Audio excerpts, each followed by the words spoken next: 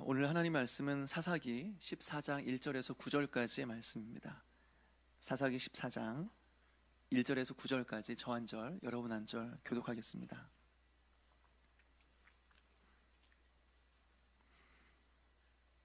저부터 읽겠습니다. 삼손이 딥나에 내려가서 거기서 블레셋 사람의 딸들 중에서 한 여자를 보고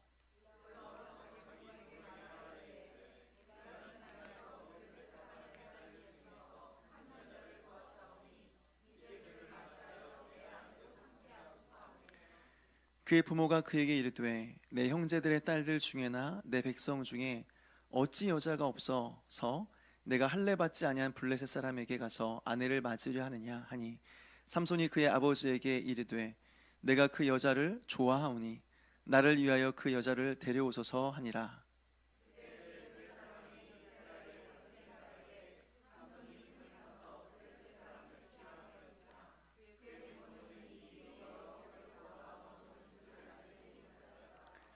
삼손이 그의 부모와 함께 딥나에 내려가 딥나의 포도원에 이른즉 젊은 사자가 그를 보고 소리 지르는지라.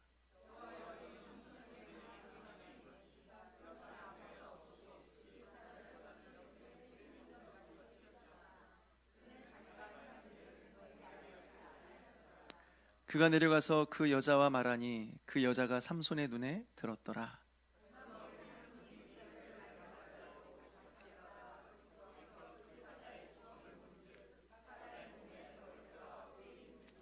같이 읽겠습니다.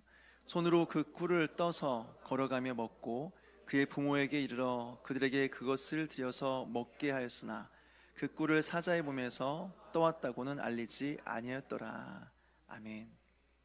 한번 같이 기도하시겠습니다. 하나님 아버지, 우리가 이 시간 하나님 앞에 섰습니다. 하나님께서 우리에게 하나님을 경외하는 마음과 사모하는 마음을 주옵소서. 그리고 우리가 하나님 앞에 은혜 받는 것보다 더 중요한 것이 하나님께서 영광을 받으시는 것이오니 우리 예배를 통하여 온 마음으로 드려지는 이 예배를 통하여 하나님의 이름이 높아지길 원합니다. 하나님께서 영광을 받아주시고 또 하나님을 갈망하는 자들에게 하나님의 은혜를 내려 주옵소서. 감사를 드리옵고 예수님의 이름으로 기도하옵나이다. 아멘. 우리가 계속해서 삼손 이야기를 살펴보고 있습니다. 지난 시간까지는 삼손에 대한 서론 부분을 설명했다고 한다면 오늘은 이제 본론으로 들어가서 내용들을 살펴봤으면 좋겠습니다. 우리 1절 말씀을 같이 한번 읽겠습니다. 1절 시작. 삼손이 딥나에 내려가서 거기서 블레셋 사람의 딸들 중에서 한 여자를 보고. 오늘 성경을 보게 되면 삼손이 딥나로 내려가서 라고 시작을 하지만 히브리어 원문을 보게 되면 그리고라고 하는 접속사가 포함이 되어 있습니다. 여기서 그리고라는 접속사가 있다는 말은 바로 이 내용이 앞의 내용과 연결이 되고 있다는 말이겠죠. 바로 앞의 내용을 한번 볼까요? 사사기 13장 25절 말씀입니다. 사사기 13장 25절 말씀 읽겠습니다. 시작. 소라와 에스타올 사이 마하네단에서 여호와의 영이 그를 움직이기 시작하셨더라. 아멘. 앞에 보니까 삼손에게 여호와의 영이 임하였다라고 말하고 있고요. 그리고 여호와의 영이 삼손을 움직이기 시작했다 이렇게 말하고 있습니다. 14장 1절은 바로 이런 상황 속에서 이루어진 일이다라고 하는 거죠. 그렇다면 여러분, 여호와의 영이 임하였다고 하는 것은 무슨 의미가 있는 걸까요? 사사기를 보게 되면 이스라엘 백성들이 고통 중에 신음하고 있었을 때 하나님은 사사를 세우죠. 그리고 그 사사를 통해서 이스라엘 백성들을 구원하십니다. 이 구원을 시작하실 때 하나님은 어떤 일을 행하시느냐? 바로 그 사사에게 여호와의 영이 임하게 하는 겁니다. 다시 말해서 25절에서 삼손에게 여호와의 영이 임했다라고 하는 것은 무슨 말이냐면 하나님께서 이제 삼손을 통해서 이스라엘 백성들을 구원하시겠다. 이 삼손을 통한 이스라엘의 구원을 시작하셨다. 이런 의미가 되는 거죠. 그런데 당황스럽게도 그 다음에 어떤 일이 일어나고 있냐면 사사기 14장 1절과 2절 말씀을 같이 읽겠습니다. 1절 2절 시작. 삼손이 딥나에 내려가서 거기서 블레셋 사람의 딸들 중에서 한 여자를 보고 올라와서 자기 부모에게 말하여 이르되 내가 딥나에서 블렛 사람의 딸들 중에서 한 여자를 보았사오니 이제 그를 맞이하여 내 아내로 삼게 하소서 하매. 여러분 너무 당황스럽지 않습니까? 이스라엘을 구원해야 될 삼손이 한 여자를 보고 부모님에게 찾아갑니다. 그래서 결혼을 하게 해달라고 요청을 하고 있는 거죠. 여러분 말이 됩니까? 너무 황당하지 않습니까? 이스라엘을 구원해야 되는데 갑자기 결혼한대요. 그것도 정복해야 될 블레 사람의 여인과 결혼을 하겠대요. 도대체 어떻게 이런 일들이 일어날 수 있는 것일까요? 다시 말해서 여호와의 영이 임하였는데 어떻게 그 상황에서 하나님의 구원을 위해서 일하지 않고 이방 여인과 결혼할 생각을 하고 있는 것일까요? 결론부터 말씀드리자면 이런 일들은 지금도 얼마든지 일어날 수 있다라고 하는 거예요. 우리 갈라디아서 말씀 한번 찾아서 읽어볼까요? 갈라디아서 5장 17절 말씀입니다.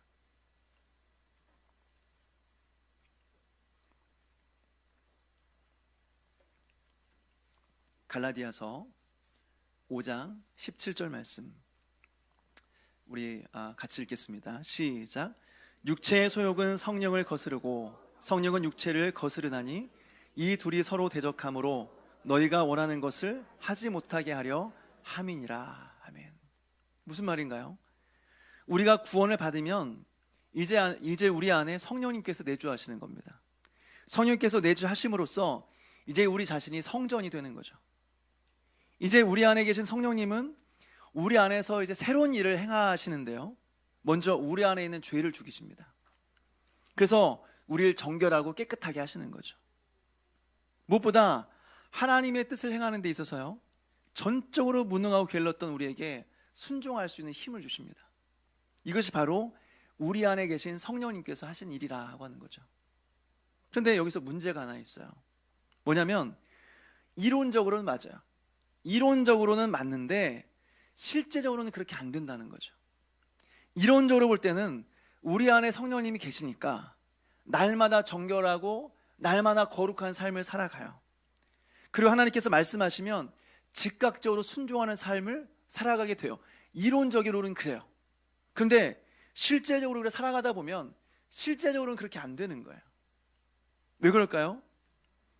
우리 안에 계신 성령님께서는 인격적인 신분이세요. 그래서 우리의 의지와 상관없이 우리를 막 끌고 가시는 분이 아니에요. 하기 싫은데 억지로 막 끌고 가시는 분이 아니라는 거예요. 하나님, 내가 순종하겠습니다. 내가 하나님의 뜻대로 살기 원합니다. 이렇게 순종하길 원하는 자들은 성령 하나님께서 순종할 수 있는 힘을 주세요. 그러면서 인도하시는 것입니다. 그런데 우리 안에 다른 마음이 들어와요. 기도하기 싫어. 교회 가기 싫어. 예배 드리기 싫어. 내 마음대로 할 거야. 내 마음대로 살 거야. 그러면 우리 안에 계신 성령님께서는요, 우리를 선한 길로 인도하시려다가 멈추십니다. 그리고 기다리세요. 그리고 의지를 가지고 죄를 짓고 불순종하면 그렇게 하도록 내버려 두십니다. 그러다가 또 갑자기 마음을 바꿉니다. 그래도 기도해야지. 그래도 예배 드려야지. 그래도 순종해야지. 마음을 고쳐 먹어야지. 그러면 다시 성령님께서는 우리 안에서 할 수 있도록 힘을 주신다라고 하는 거예요. 이게 뭐예요? 육체의 소욕은 성령을 거스르고 성령은 육체를 거스르느니라, 이 말씀이 의미하는 바라고 하는 거죠. 다시 말해서 우리가 어느 쪽으로 마음을 먹느냐에 따라서 우리가 성령님이 원하시는 삶을 살아갈 수도 있고 성령을 거스르며 살아갈 수도 있다라고 하는 것입니다. 따라서 여러분, 구원받은 이후에 정말 중요한 것, 우리가 정말 중요한 것은 무엇이냐면 마음을 지키는 것입니다. 마음을 지키는 것이 참 중요한 일입니다. 우리가 마음을 정하는 것에 따라서 우리의 인생의 방향이 결정이 되는 겁니다. 아니, 목사님 예전에도 그랬는데요? 아니에요. 예전에는 마음을 먹을 수도 없었고 마음을 먹어도 그렇게 못 살았어요. 죄의 특징이 뭐냐면 전적인 무능이에요. 하나님을 향하여서는 아무것도 할 수 없는 거예요. 그런데 이제는 어떻게 해요? 우리가 마음을 먹으면, 마음을 고쳐 먹으면 마음 먹은 대로 우리의 인생의 방향이 결정된다라고 하는 거죠. 오늘 삼손이 그렇습니다. 하나님께서는 성령으로 충만케 하셔서 삼손을 통해서 이스라엘을 구원하고자 하셨습니다. 그런데 삼손의 마음에 다른 것이 들어왔어요. 한 여자가 들어왔습니다. 그래서 이스라엘의 구원이 아니라 이 여자와 결혼해야겠다, 이 마음을 먹은 거죠. 다시 말해서 성령을 거스른 겁니다. 이런 일들은 얼마든지 우리의 삶에서도 지금도 일어나고 있는 일이다 라고 하는 거예요. 그래서 잠언 4장 23절은 말합니다.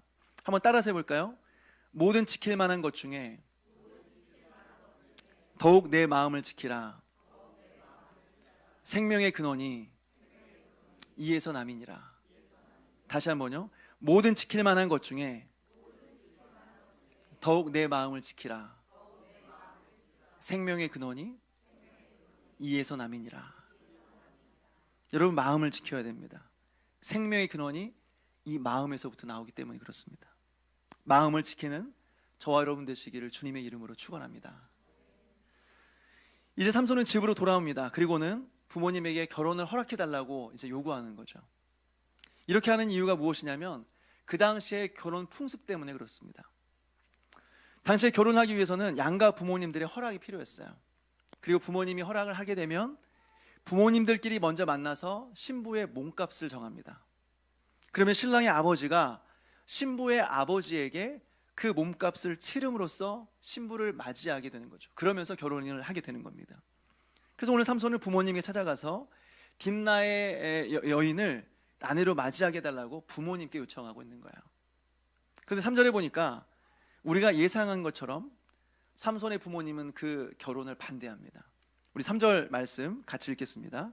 시작. 그의 부모가 그에게 이르되 내 형제들의 딸들 중에나 내 백성 중에 어찌 여자가 없어서 내가 할례 받지 아니한 블레셋 사람에게 가서 아내를 맞으려 하느냐. 여기까지 하겠습니다. 부모님이 반대하는데 왜 반대했습니까? 바로 종교적인 이유 때문에 그랬습니다. 내 백성 중에 어찌 여자가 없어서 네가 할례 받지 아니한 블레셋 사람에게 가서 아내를 맞으려고 하느냐라고 말하는 거죠. 여러분, 결혼을 한다고 하는 것은 단순히 그저 사랑하는 사람끼리 같은 집에 살면서 아이를 낳고 키우는 정도가 아니죠. 그 사람의 일평생 살아온 삶과 그의 가치관과 그의 종교를 받아들이는 겁니다. 이게 결혼입니다. 그래서 북이스라엘의 아합 왕은 어떻게 했습니까? 아합은 이방 여인 이세벨을 아내로 맞아들였습니다. 그런데 이세벨을 맞아들이면서 이세벨의 몸만 맞아들인 게 아니라 그의 섬기는 종교까지 같이 맞아들였습니다. 그래서 온 이스라엘이 바알과 아세라를 섬기게 되었다라고 하는 거죠. 또 솔로몬 어떻습니까? 솔로몬 지혜로운 왕이었지만 이스라엘 전체를 우상 숭배에 빠뜨렸던 사람이기도 합니다. 솔로몬 때 수많은 이방 여자들을 데려와서 이제 아내로 맞이합니다. 아마도 각 그 지역에 있는 그 근처에 있는 나라들과 평화를 맺기 위해서 정략적 결혼을 한 것 같아요. 그런데 결과는 무엇이냐? 솔로몬 때에 맞아들인 그 여자들 때문에 수많은 그런 각종 우상들을 솔로몬 때 섬기게 되었다라고 하는 거죠. 그리고 그 결과 남과 북이 쪼개져 버리게 됩니다. 여러분, 결혼이라고 하는 것이 바로 이런 의미가 있는 것입니다. 단순히 서로 간의 종교를 존중하면 되지, 서로 그냥 이해하면 되지, 이런 식으로 생각할 수 있는 문제가 아니라는 거예요. 종교는 반드시 우리의 삶에 영향을 미치는 것이고, 그러면 반드시 둘의 관계에 영향을 미칠 수밖에 없다라고 하는 거예요. 그래서 삼손의 부모는 그 결혼을 반대합니다. 오늘 이 말씀이 특별히 오늘날 청년들에게 도전을 주고 있다고 생각이 돼요. 요즘은 결혼할 나이가 되었는데도 결혼하기가 참 어렵습니다. 물론 경제적인 이유가 가장 큰 것 같아요. 결혼을 하려고 하니까 살 집을 구하기가 너무 어려운 거예요. 요즘 아파트 값이 정상이 아니죠, 그죠? 정말 싼 아파트를 구하려고 해도 싸도 5억에서 10억이에요. 사실 정상적인 방법으로는 그 돈을 평생 모아도 모을 수가 없는 돈입니다. 그렇다고 자존심이 있어서 저렴한 아파트에 살고 싶진 않아요. 거기다가 졸업도 늦어지고 취업도 늦어지니까 그냥 결혼을 포기하고 이제 부모님과 함께 살아가는 거죠. 요즘에 이런 사람들을 가리켜서 캥거루족이라고 하더라고요. 나이가 들었는데 여전히 부모님의 품 안에서 자란다라고 해서 캥거루족이라고 해요. 결혼을 안 해요. 또 한 가지 이유는 요즘 사람 만나기가 참 어렵습니다. 참 어렵습니다. 무엇보다 마음에 드는 사람 만나기가 참 어렵습니다. 많은 걸 바라는 게 아니에요. 많은 걸 바라는 건 아니고 그저 평범하고 화목한 가정에서 자란 사람, 그저 평범하게 살 수 있을 정도의 직장과 경제력이 되는 사람, 그저 나를 이해해주고 사랑해줄 만한 따뜻한 인격과 성품을 갖춘 사람, 그저 우리 부모님에게 잘해줄 사람. 형제들 같은 경우는 거기다가 자매가 좀 더 외모가 예뻤으면 좋겠다, 그 정도의 그런 기대감이지 큰 거를 바라는 건 아니에요. 거기다가 그리스도인들은 어떻습니까? 신앙까지 있어야죠. 그냥 신앙은 안 돼요. 목사님이나 선교사님까지는 아니더라도 영적인 가장으로서 가정을 이끌 정도의 그 정도의 수준의 신앙을 가진 사람이 필요한 거죠. 그러니까 어떻습니까? 주변에 사람이 없어요. 주변이 아니라 이 세상에 그런 사람이 없어요. 능력이 되고 외모가 좀 괜찮으면 신앙이 없어요. 또 신앙이 좋으면 능력이 없거나 외모가 안 돼요. 신앙도 좋고 경제적인 능력이 되는 사람이 있으면 그 사람은 소통이 안 돼요. 그래서 2%가 아니라 한 20% 정도 다 부족해요. 그러다 보니까 어떻게 해요? 상당히 많은 사람들은 한 가지를 포기합니다. 신앙을 포기하죠. 그리고 외적인 조건을 이제 선택합니다. 신앙이 있어도 그렇게 선택합니다. 왜요? 신앙은 어쨌든 내가 노력하면 상대방을 교회로 데려올 수도 있고 세례받게 할 수도 있고 신앙생활하게 만들 수도 있을 것이라고 생각을 하는 거죠. 근데 외모와 능력은 바꿀 수 없다 생각이 돼요. 그러니까 신앙이 있다고 하는 청년들도 보면 결국에는 신앙은 포기하고 외적인 조건을 선택하더라고요. 그러나 여러분, 그것은 본인의 생각입니다. 우리 주변을 보게 되면요, 신앙이 없는 두 사람이 만나서 둘 다 교회에 출석하면서 신앙생활하는 경우를 우리는 보기도 해요. 또 둘 중에 한 사람만 신앙이 있는데 결혼하면서 다른 사람을 교회 안으로 인도하기도 해요. 그래서 함께 신앙생활하는 사람들이 있어요. 근데 여러분, 이런 경우는 우리 주변에서 자주 봐서 그렇지 엄청나게 특별한 일입니다. 결코 자연스러운 일이 아닙니다. 이것은 기적입니다. 기적. 일반적인 일이 절대 아니라는 거예요. 대부분의 경우는 한쪽이 신앙 없는 경우에 평생 종교 때문에 지옥 같은 인생을 살아가요. 물론 처음에는 결혼할 때 약속합니다. 결혼하게 되면 당신의 종교도 인정해주고 나도 따라서 교회 함께 가겠다 이야기를 합니다. 실제로 결혼하고 나서도 몇 번 따라가요. 그런데 결혼하고 시간이 지나면 이제 마음이 바뀌죠. 특별히 남편 같은 경우는 일주일 내내 직장생에서 힘들게 일하고 오면 집에서 쉬고 싶어요. 무엇보다 가족들과 함께 시간을 보내고 싶은 마음이 있죠. 근데 아내는 어떻습니까? 주말마다 교회를 가요. 주말마다 교회 일이 있고 주말마다 무슨 행사가 있어요. 그러니까 짜증이 나요. 집에 있는 사람은 짜증이 나요. 한쪽은 은혜를 받고 신앙이 깊어지면 깊어질수록 둘 사이의 갈등은 점점 더 깊어지는 것입니다. 그럼 이제 남편은 아이들을 붙잡고 늘어지기 시작해요. 교회 가려면 혼자 가지 왜 아이들 함께 데려가느냐, 종교는 자유인데 왜 어릴 때부터 아이에게 종교를 강요하느냐, 이제 뭐라고 합니다. 그러면서 아이들을 붙잡고 왜 신이 존재하지 않는지, 왜 진화론이 합리적인 이론인지를 논리적으로 아이들에게 설명하기 시작하죠. 그러니까 어떻게 해요? 안 그래도 아이들 교회 가기 싫었는데 잘 된 거죠. 이제 아빠와 함께 교회 가지 않고 TV를 보고 게임 보면서 주말을 보내는 겁니다.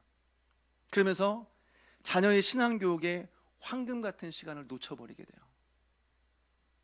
물론 그런 남편, 그런 아내가 결국에 돌아오긴 합니다. 하나님의 특별한 은혜 속에서 교회로 돌아오기는 해요. 그렇지만 정말 특별한 경우가 아니고서는 일반적인 경우에는 나이가 들고 늙고 병들어서 돌아옵니다. 그때까지는 홀로 외롭게 신앙생활을 해야 돼요. 믿음의 가정을 세우며 하나님 안에서 한 몸이 되어서 자녀들을 믿음의 세대로 세워간다는 의미가 무엇인지 전혀 경험해 보지 못한 채 그렇게 평생을 살아간다라고 하는 거죠. 여러분, 지금 이 이야기는 지어낸 이야기가 아니에요. 수많은 사람들을 만나고 수많은 사람들을 신방하면서 직접 들은 이야기예요. 그리고 이 이야기는 무엇보다 저희 부모님 이야기예요. 이런 현실들 앞에서 오늘 말씀은 우리에게 도전을 주고 있습니다. 특별히 결혼을 앞둔 청년들에게 도전을 주고 있습니다. 내 형제들의 딸들 중에서 내 백성 중에 어찌 여자가 없어서 내가 할례받지 아니한 블레 사람에 가서 아내를 맞으려 하느냐.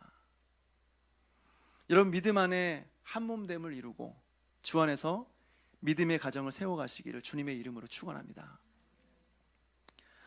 이런 부모의 권면 앞에서 삼손은 뭐라고 답변합니까? 우리 3절 하반절인데요, 제가 읽겠습니다. 삼손이 그의 아버지에게 이르되 내가 그 여자를 좋아하오니 나를 위하여 그 여자를 데려오소서 하니라. 뭐라고 말합니까? 내가 그 여자를 좋아하오니 나를 위하여 그 여자를 데려오소서라고 말합니다.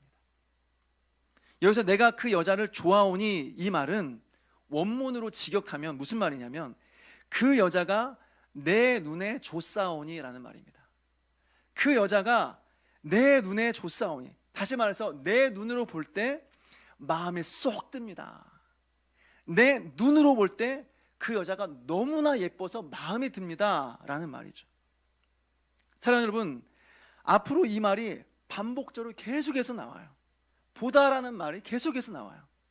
14장 1절에 보니까 삼손이 딥나에 내려가서 거기서 블레셋 사람의 딸들 중에서 한 여자를 보고라고 해요. 한 여자를 보고.